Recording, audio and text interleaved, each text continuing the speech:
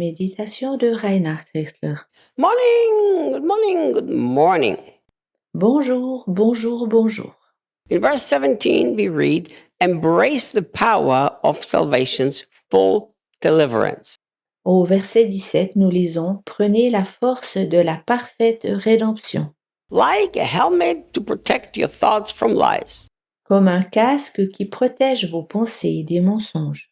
Isn't that cool how Paul expresses it so beautiful and the Passion makes it so eloquent?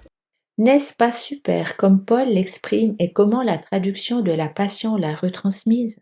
It is our salvation that is the protection.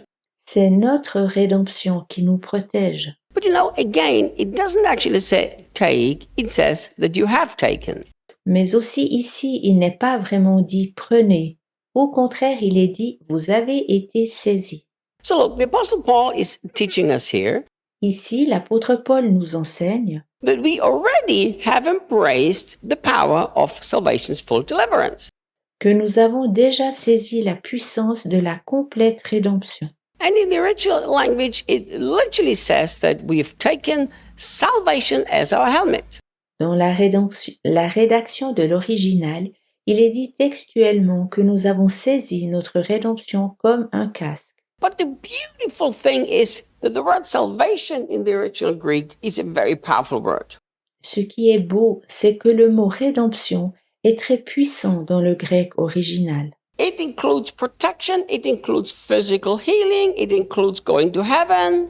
Cela englobe la protection, la guérison physique, tout comme l'entrée au ciel. So we have been given that perfect salvation, therefore we are completely protected. Notre complète rédemption nous a été accordée, ainsi nous sommes entièrement protégés. I understand that the Apostle Paul is trying to talk here about the head. Il m'est bien clair que l'apôtre Paul parle ici de la tête. And our head needs to be protected. Et notre tête doit être bien protégée. What protects your head? Qu'est-ce qui protège ta tête? It's that you are safe in Christ's salvation, not in what you can do. C'est dans le fait d'être certain de la rédemption de Christ, pas en ce que tu peux faire. Salvation is not something that you can make happen by trying to work hard and making sure you put the helmet on your head every day. La rédemption n'est pas quelque chose que tu peux acquérir par un dur travail ou étant certain d'avoir mis chaque jour le casque sur ta tête. Salvation is something that, again, has been given to you. You've been put into salvation. La rédemption est à nouveau quelque chose qui t'a été donné. Tu as été introduit dans la rédemption. You simply have to stand firm and say, I'm safe, I'm secure, I'm protected in Christ, everything is fine. Tu dois alors rester ferme et dire « Je suis en sécurité, caché et protégé en Christ. Tout est en ordre. » And then Paul says, and take the mighty, razor-sharp spirit sword. Paul dit ensuite « Puis prenez la puissante épée de l'esprit, aiguisée comme un couteau. » This is actually translated very, very well from the original Greek, because the word for this kind of sword, it means a razor blade, sharp sword. À vrai dire, c'est une très très bonne traduction du grec original, car le mot pour cette sorte d'épée signifie véritablement une épée aiguisée comme un couteau. And they used these kind of swords, they were so sharp they could pierce anything. Ces sortes d'épées utilisées étaient si coupantes qu'elles pouvaient tout transpercer. And it's very interesting that the Apostle Paul explains to us what is that sword. Et c'est très intéressant que l'apôtre Paul explique ce que c'est que cette épée. What I so love about Ephesians 6 and the armor is that every single part is Jesus. En Éphésiens 6, j'aime que chaque pièce de l'armure du combat est Jésus-Christ lui-même. The helmet of salvation is Jesus. Jesus is my salvation. Le casque de la rédemption est Jésus. Jésus est ma rédemption. And even the sword of the Spirit is nothing else but Jesus. Et même l'épée de l'esprit n'est rien d'autre que Jésus. Paul is saying that you have this incredible, mighty, razor-sharp spirit sword. Paul dit que tu as cette fabuleuse épée de l'esprit puissante, coupante comme un couteau. And he says, of the spoken word of God. Et il dit la parole de Dieu proclamée. The Greek word here is the word that many of you might be familiar. It's the word rhema. Ici, le mot grec utilisé est connu par beaucoup d'entre vous. C'est le mot rhéma. And a lot of people, they believe that there is this big difference between rhema and logos. Bien des personnes croient qu'il y a une grande différence entre rhéma et logos. And I've done a lot of study on that. Je me suis alors intensément penchée sur ce thème And I found out that actually the word rhema and logos, they are used interchangeably. et j'ai découvert que les mots rhéma et logos sont effectivement des synonymes. Sometimes for the very same thing in one passage is used rhema and sometimes it's used logos.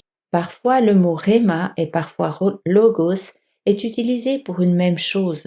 So I would rather say here that the razor blade sharp sword is the word of God. C'est pourquoi ici je dirais plutôt que l'épée aiguisée comme un couteau est la parole de Dieu. Let's ask a question. Who is the word of God? Posons-nous une question. Qui est la parole de Dieu? We understand that Jesus is the word.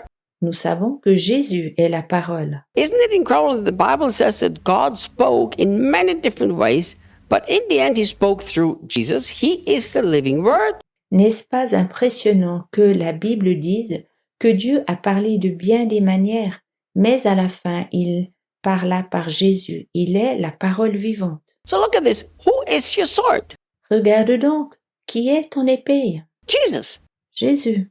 Jesus is the word of God. Therefore, once again, Jesus is my spiritual armor. Jésus est la parole de Dieu. C'est pourquoi Jésus est une fois encore ton armure spirituelle. You can go through Ephesians 6 and you can look piece after piece and you will find out that everything is Jesus himself.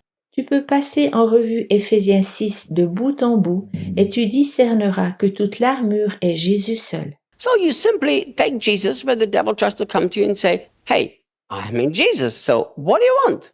Alors si le diable essaye de t'agresser, tu prends simplement Jésus et tu dis « Allô, je suis en Jésus, alors que veux-tu » If we can only get rid of our fear of the spiritual warfare and fear of the devil and stand in simple trust in Jesus. Si nous pouvions être libérés de notre peur du combat spirituel et du diable en faisant simplement confiance à Jésus, We will be victorious against the devil no matter what he comes to us with and what lie he throws at us. nous pourrions triompher du diable, bien égal avec quel mensonge il vient à notre rencontre. My dear friend, stand in Jesus the truth.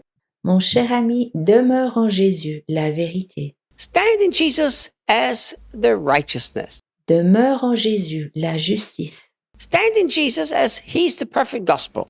Demeure en Jésus, car il est le parfait évangile. Stand in Jesus as the author and finisher of your faith. Demeure en Jésus, l'auteur et l'accomplissement ou l'aboutissement de ta foi. Stand in Jesus as he is the word that's alive in you. Demeure en Jésus, car il est la parole vivante en toi. Then you will find that you are totally victorious and standing firm and the devil is totally defeated. Ainsi, tu constateras que tu es parfaitement vainqueur et que le diable est complètement vaincu. Is the devil real? Does he exist? Of course he does. Existe-t-il vraiment un diable? Y en a-t-il vraiment un? Naturellement qu'il y en a un. Are demons and principalities and powers real? Of course they are real. Est-ce que les démons, les principautés et les puissances sont réels? Bien sûr qu'ils sont réels. What is their number one strategy? Quelle est leur stratégie numéro 1? To get you to a place where you are unarmed. Ils veulent t'amener à un point où tu es désarmé. Unarmed you will be when you don't walk in Christ. It's this simple. Tu es désarmé lorsque tu ne marches pas en Christ. C'est si simple. When you walk in your own works, in your own effort, trying to overcome the devil, you've left your armor. Si tu marches par tes propres œuvres et tes propres efforts et que tu essayes de vaincre le diable, tu as déposé ton armure. If you're walking your life simply trusting that Jesus is enough, he's everything, you are walking fully armored. Lorsque tu mènes ta vie dans la simple confiance que Jésus est suffisant, qu'il est parfait, alors tu es armé. I will see you tomorrow. À demain.